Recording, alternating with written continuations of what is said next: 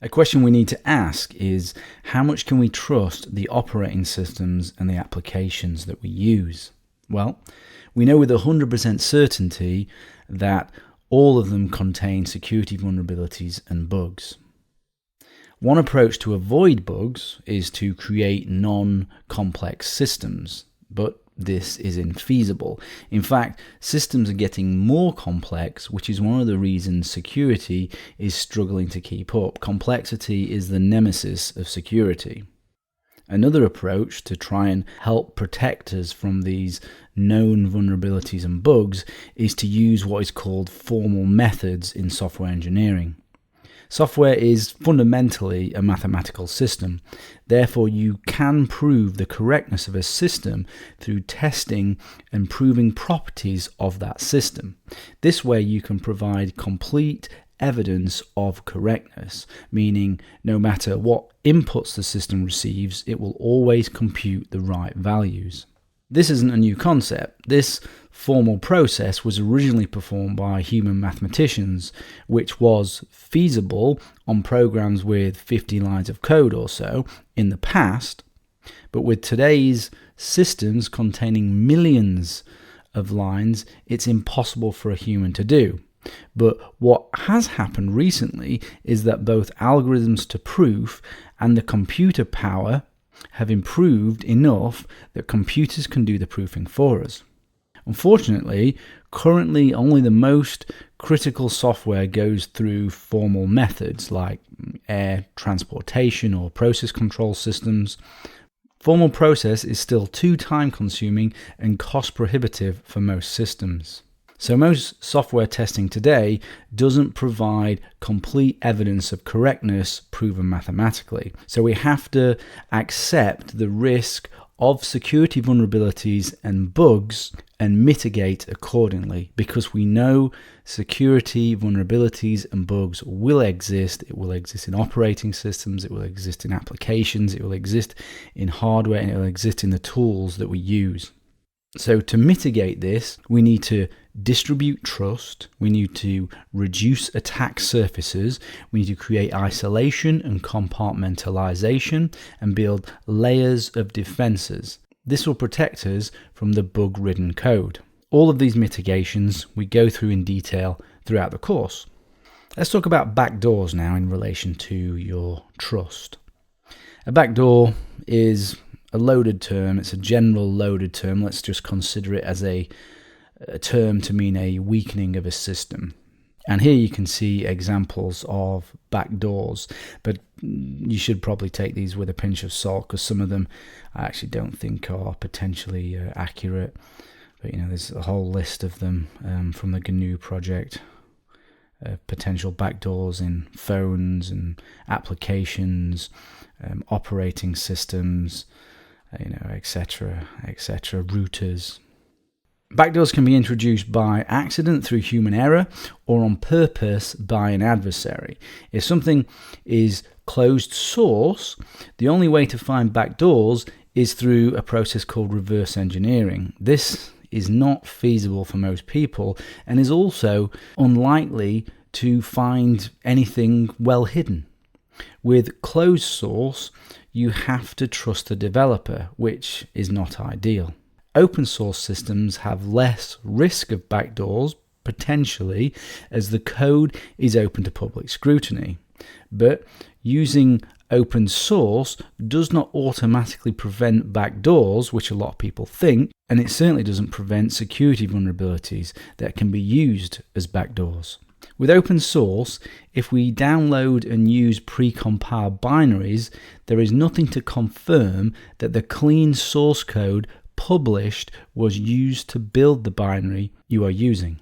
Those who compile, distribute, and host the binaries can add backdoors. The binaries and signatures could be replaced by an adversary. Even if you create your own binaries from source code, there is no guarantee that there is no backdoor. You would have to have personally reviewed the source code before compiling it, which is often completely infeasible, or you would have had to validate the signature of clean source code before compiling it. But how do we know the source code is clean? Well, it's a hard problem. The compilers used by developers could be backdoored to create backdoors in the application they compile without the developers knowing.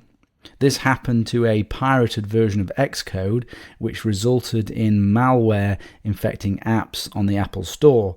Developers of the apps were oblivious that they were adding malware when compiling using this pirated version of Xcode. You will get backdoors forced onto you by legislation from nation states, which is an imminent problem. And backdoors can be very, very sneaky too, and difficult to spot.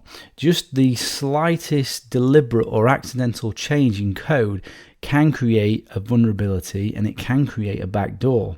I've got an example here of Juniper routers being backdoored, and I'll read a summary here by Matt Green, who was part of an investigation into this particularly sneaky backdoor.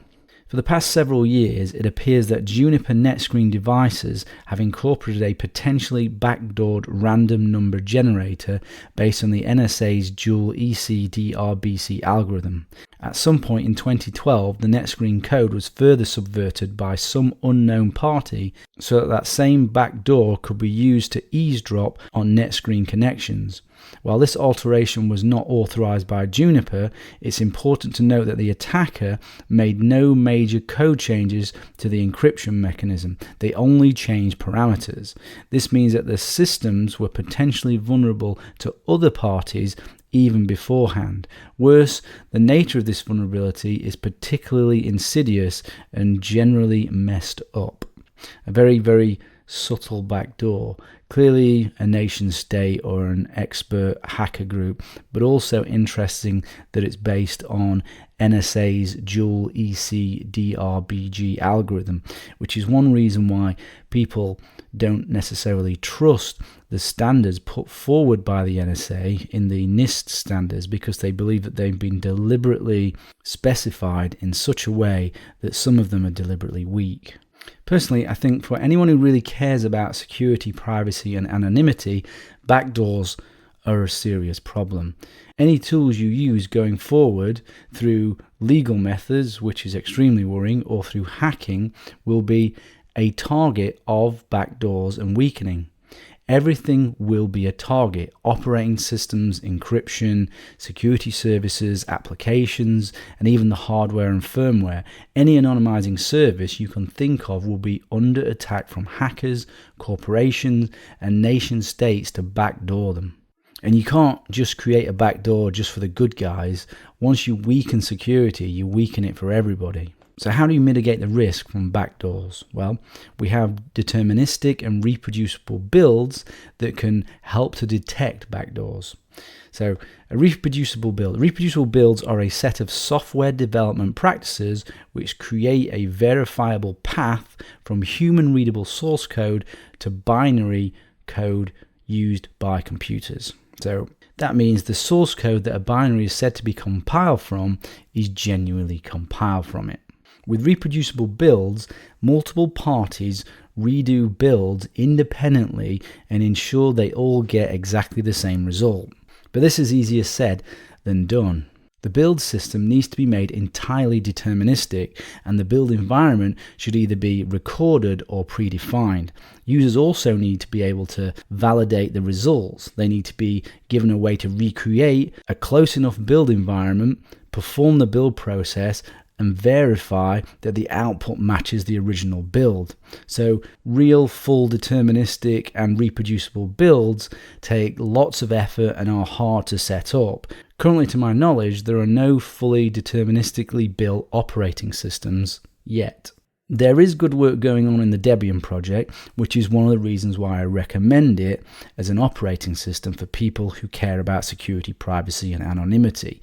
If your operating system is backdoored, all your precautions fail, so it's vital your operating system is solid. Debian is taking strides to get there. If we look here, we can also see all of these we discuss later are also making strides towards deterministic and reproducible builds.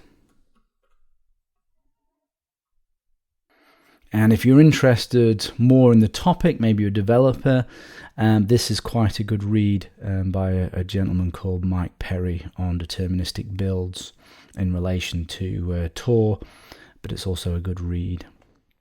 And here there's a video on how to build your own software reproducibly.